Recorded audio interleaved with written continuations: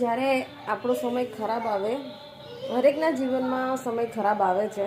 કોઈને પહેલાં આવે, કોઈને મોડા આવે.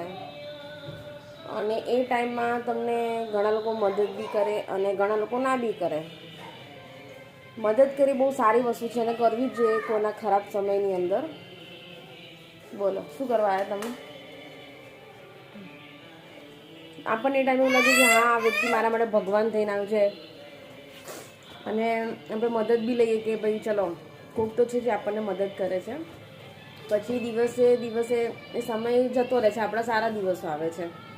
અને પછી આપણે આપણી રીતે કંઈક બિહેવ કરીએ કે આપણે આપણી રીતે લાઈફ જીવીએ.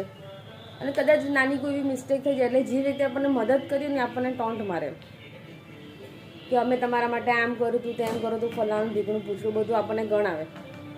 અને એ ટાઈમમાં છે ને પછી આપણે એ લોકોને આન્સર ના આપી શકીએ કે ભાઈ ચલો, આપણને એ ટાઈમે મદદ કરી હતી ને આપણે એમના ગુણ ના ભૂલાય. ને વસ્તુ સારી છે કે જીવનમાં કોઈ પગમાંથી કાંટો કાઢ્યો હોય તો બી ભૂલાય નહીં એમના ગુણ. પણ એ વસ્તુ પણ યોગ્ય નથી કે વારે વારે તમે એમને એમ કહો કે ભાઈ મેં તને મદદ કરી હતી, મેં તારા માટે આમ કર્યું હતું, મેં તારા માટે તેમ કર્યું હતું. કારણ કે તમે જેટલું કરો છો ને એનાથી 10 ગણું તો તમે ગણાવો છો, તો એ જે તમારા જે સારા કાર્યો છે એ બધા તમારા માઇનસમાં જતા રહે છે.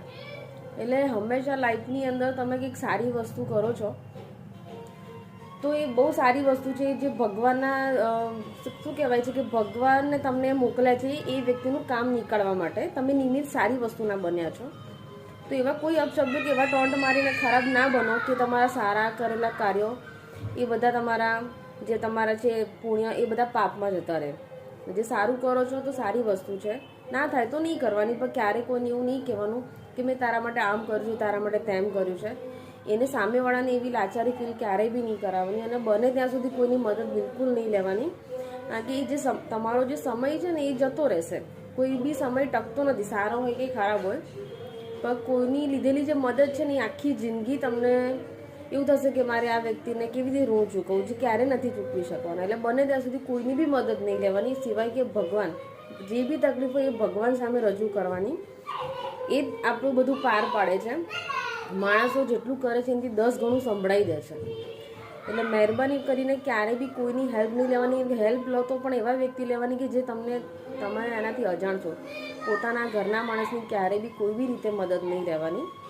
કારણ કે એ જેટલું તમને સંભળાવશે ને ટોન્ટ મારશે ને એટલું કોઈ નહીં મારે.